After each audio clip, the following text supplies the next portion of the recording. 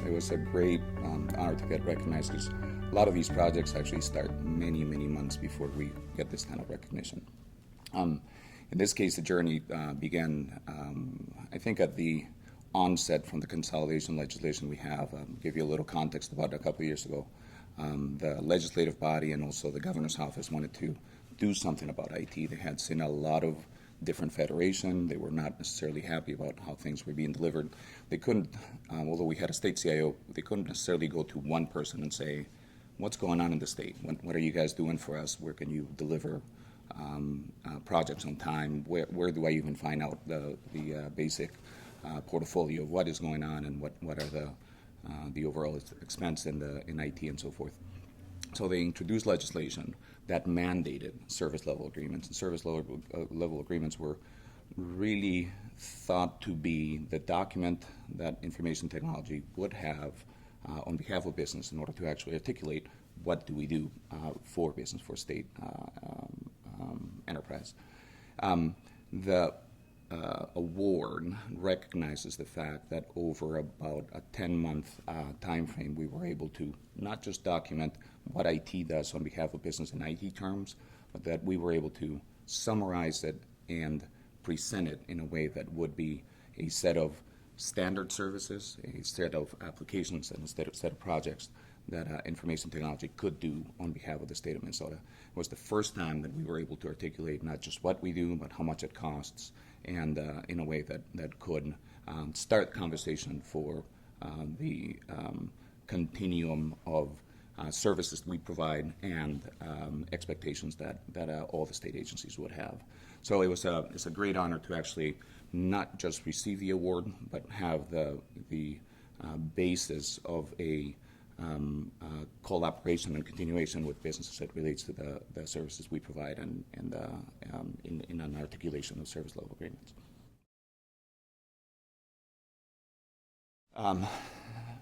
We're seeing fundamentally two trends.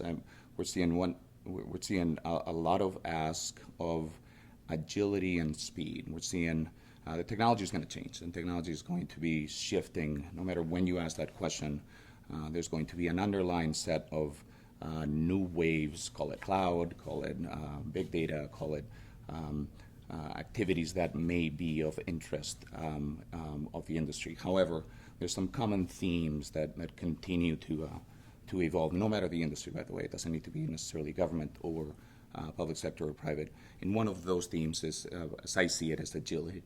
There's an expectation from business that from the time that they have a need to the time that they can actually meet that need, that time is reduced and shortened. And I think it evolves in wanting to have technologies that are easier to procure, easier to put into place, and easier to leverage. And that is a common theme that we have to, as state providers, state IT providers, have to look at within our tool set to say, okay, so how do we deliver that agility? What does that mean in the terms of the type of technology we're going to deliver?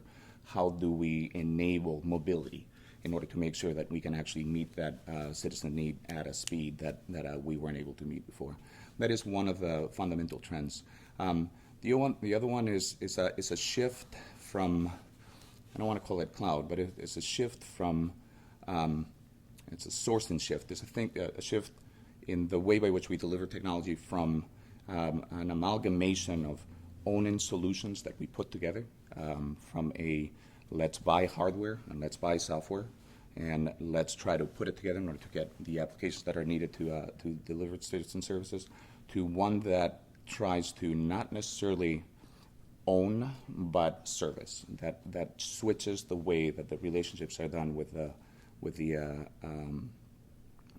vendor partners in order to actually, through that agility or in the goal of having that agility, deliver services at a speed that weren't there before. So I'd say the expectation of agility and nimbleness and quickness, and the shift by which state governments are looking at relationships in order to bypass the traditional procurement transactions that were done in the past. All of this gets wrapped up into the sort of concept of cloud and a lot of the terminology associated with cloud services is really, in my opinion, a byproduct of wanting to do things at a different clip, at a different speed, and through a different sourcing relationship that they've had in the past. I think that builds on the same, probably builds on the same question you asked before, associated with what do you see in the biggest trends, the biggest opportunities, the biggest requests from state IT, which is that agility, nimbleness, and quickness. I think our biggest challenge is being able to provide what is expected at the time that is expected, and with the rigor of quality that is expected. There's a certain amount of it's an interesting dynamic when you can actually provide just-in-time solutions, or when you can actually anticipate solutions that business is going to have. A number of years ago, for example, we did a consolidation of all the communication and collaboration stack in the state of Minnesota.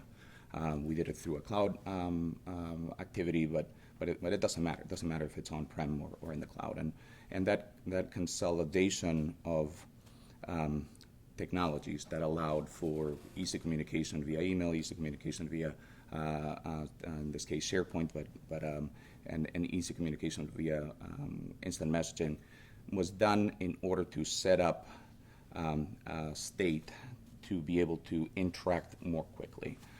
We didn't necessarily anticipate, or we were anticipating that there was going to be a need at some point for cross-collaboration between all agencies, which came to fruition when our new governor actually wanted to interact and have some results shared between agencies about what they're trying to accomplish.